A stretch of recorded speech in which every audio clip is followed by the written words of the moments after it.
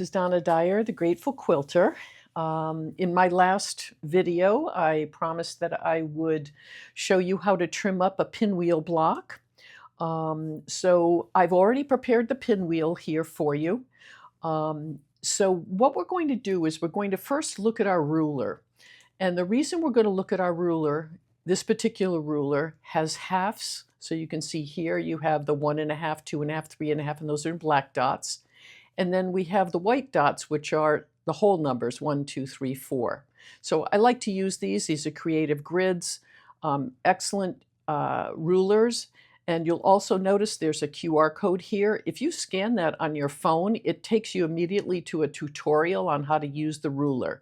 And I find that extremely helpful, not only for myself, but also for my beginner quilting students. So what we're going to do first is we're going to be looking at the ruler here. And I'm just going to show you a few points that we're going to use, because this is a block that we are going to trim down to a 4x4 pinwheel. So we're going to pretend that we're doing a quilt and it calls for, 20 4x4 pinwheels. So when we're looking at the finished size, which is the 4x4, this is oversized because we're going to trim it down.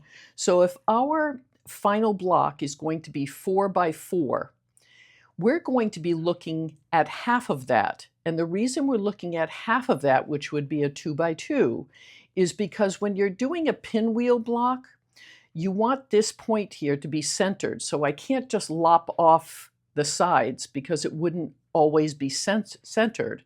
So what I do is I start in the center here, and I'm going to work myself 2 inches this way, 2 inches this way, 2 inches this way, and 2 inches this way, so that from here to here, I will have a 4-inch wide block, and from here to here, I will have a 4-inch wide block, okay? So again, over here on the ruler, we're not going to be squaring up using the 4 and the 4. We're going to be using the 2 and 2, the horizontal and vertical. That's going to align with this vertical and horizontal line here. So if we look at the ruler, we can see where the 2 and the 2 come together, which is right here in this point. And that is where we're going to put our ruler on the center of our pinwheel, okay? The other thing too is you notice you have a diagonal line here. So it's best to be able to line up all 3 of these to meet at the 2x2. So I'll show you how I do that. So I'm going to place it down here. I'm going to take that 2x2 point. I'm going to put that right in the center. So now I have a line. My horizontal line is going from the 2 out to the edge. My vertical is going from the center where the 2 is on this 2 line out to the edge. And I also have lined up this diagonal on my half square triangle. Okay, so now I'm ready to do my trimming. And you can notice that I'm only trimming 2 sides right now. I'm going to be trimming the other 2 sides when I turn the block sideways to do the other 2. All right, so I'm going to do this. I'm going to come in here, trim that side. Then I'm going to use my rotating mat, which is wonderful. Put my hand down. If you are moving, just make sure, because in that center there's a lot of bulk, so you can see that that ruler wants to move quite easily. So make sure each cut, you just make sure everything is lined up pretty well. Take your second cut. Okay, so we look at this after 2 cuts and we say, that looks horrible. It's because we haven't cut the other 2 sides yet. So now I'm going to spin my rotating mat again. And again, we're going to be taking our 2 horizontal and our 2 vertical, and we're also looking at the diagonal. I'm going to take that 2 and put it right in the center of my pinwheel.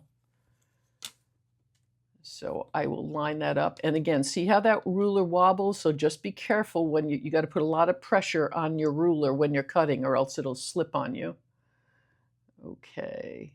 And again, if this is not 100% perfect, don't worry about it. It's going to be beautiful. Okay, that's as good as that's going to get. So we're going to come over here and we're going to cut the other 2 sides. going to rotate my mat, get that out of the way. Rotate my mat, make sure things are still lined up because we have a wobbly ruler. That looks good. And here we have it. And I'll just measure it for you just so that you can see that it is a 4x4.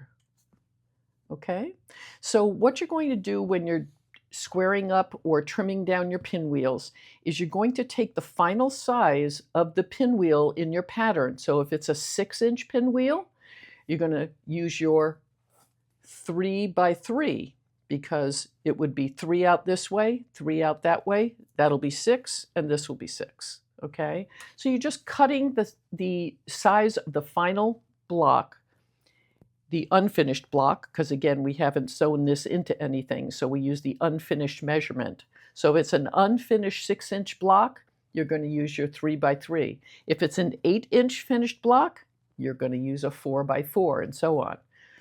Okay, so I hope that this tip and this tutorial will be helpful for you, and I hope everybody has a wonderful day, and I hope you're well. Take care.